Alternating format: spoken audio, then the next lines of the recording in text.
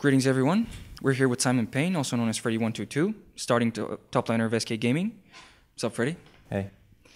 Okay, so when you were offered the spot, what did you think of the lineup on paper? I thought the lineup was pretty decent on paper. We had Nif and Canny Panda still back then when I had the offer. And they were like, throughout season 3, a pretty good bot lane. I knew that me and Sven were okay at the time, so I wasn't worried about the lineup not doing that well back then. Did your mind change when Nif left it to Alliance? Yeah, so when Nif left to Alliance, it was pretty scary for us at the time because we didn't know who we were going to get to replace him. There weren't that many options left. And in the end, we chose N-rated, although he was really rusty, but we had faith that he would start playing again and get back to his old level. So SK was known as an objective-based team in Season 4. What was your place and purpose within the lineup during the spring and summer? In the spring and summer split, I would mainly pick to win my lane. So I would play a lot of Renekton and pressure my opponent. And the pressure I gave allowed our bot lane to be camped without being counter-ganked, usually. Or if their jungler didn't come to my lane, I would usually just win because Renekton was like a huge lane bully, at least for a big part of the season. What was it like facing sOAZ during Season 4? I think when I started playing against sOAZ in Season 4, the meta really helped me settle in because I wasn't as confident and as good as I am now. So the fact that it was tanks and unkillable tanks and sustain, you could always go even if the player was maybe better than you. So that really helped me get confidence playing against the other top laners. What caused your spike of performance at Worlds, especially the Mundo game versus TPA? You even played with Gilius, but you went into God mode for some reason. I think at Worlds there was a lot of things we had that we don't normally have here. For example, we're all waking up at 9 a.m. I think that's actually the best routine if you can get into it, but it's impossible to maintain throughout the season. I really enjoyed, I think the meta at the time was my favorite of all, with Alistar, Maokai, and then you had some pics outside of that as well. So I think in general, it was just I was really motivated at the time and really enjoyed the meta. How much did the removal of Sven affected your game? The removal of Sven for the first 3 games was quite demotivating, I guess. I think the only team we could have beat without him was TPA. And then when we lost to TPA, we kind of knew it was over already. So it was pretty demotivating, but... Describe to me your in-game synergy with Sven during Season 4.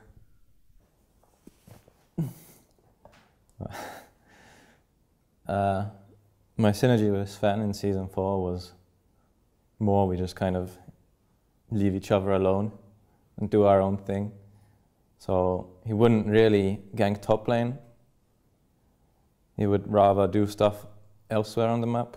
That really worked for us actually. He was always invading and I would always try to pressure and push my lane to enable him to do that. How did the addition of Forgiven and Fox impact your role as a top laner?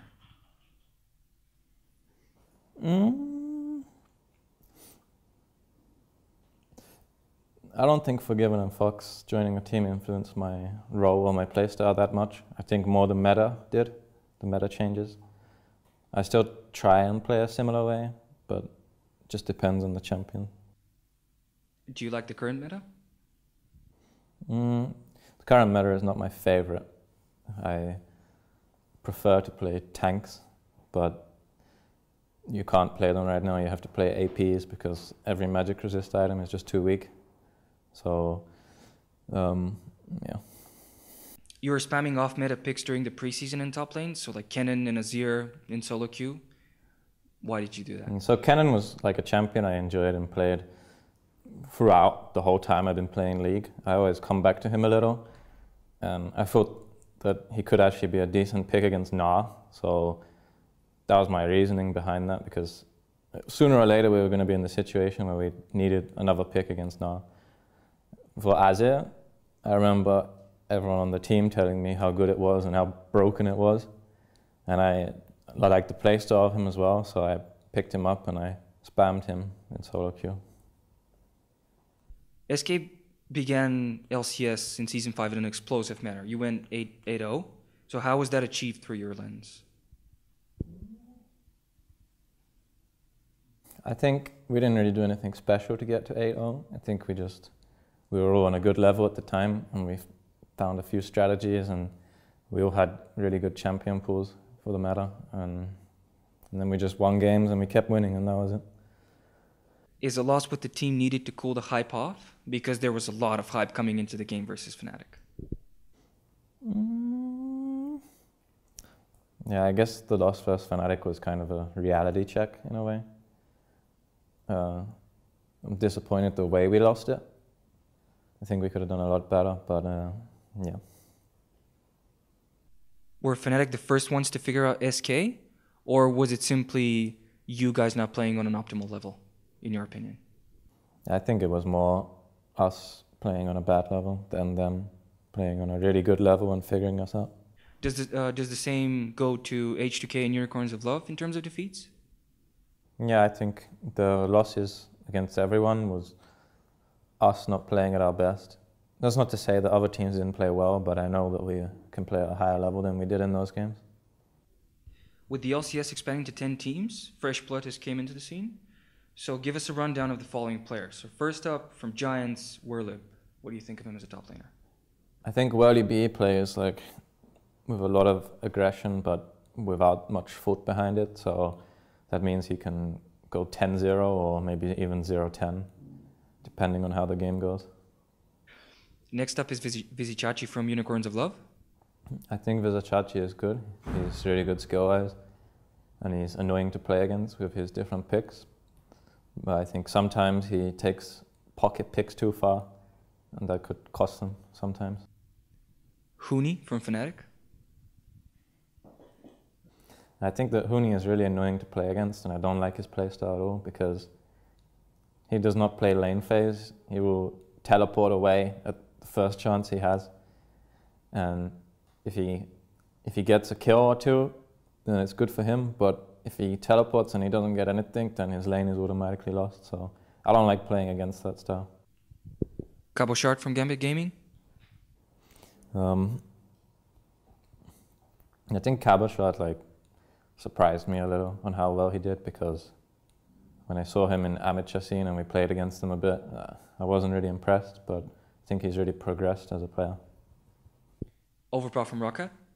I think that Overpal is probably underperforming a little bit to what I thought he would, because when I saw that AP champs were coming into meta at the start of the season, I thought he would be really good at them, but I don't think he's performing that well right now. And finally, JWoww from MYM.